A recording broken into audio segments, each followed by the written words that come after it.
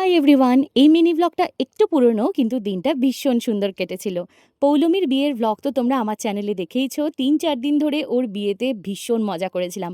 আর তারপর থেকে আমরা বন্ধুরা মিলে প্ল্যান করেই যাচ্ছিলাম যে একটা দিন ওর বাড়ি যাব, কিন্তু কারুরই টাইম ম্যাচ হচ্ছিল না।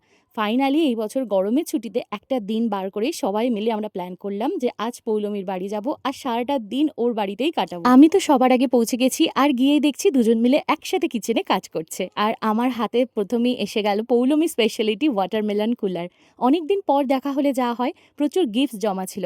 গ্যাংটক থেকে, শান্তিনিকেতন থেকে ওর জন্য আনা গিফট, সাথে ওর বার্থডে গিফট, সব কিছু গুছিয়ে নিয়ে গিয়েছিলাম। আর আমিও পেয়ে গেলাম আরেকটা রিটার্ন গিফট। ফাইনালি সবাই এসে গেল আর ওদের সুবাদে আরও এক গ্লাস ওয়াটারমেলন কুলার নিয়ে এখন আমরা বসেছি সারা বছরের জমা গল্প করতে। কত গল্প করেছি তা মানে বলে বোঝাতে পারবো না।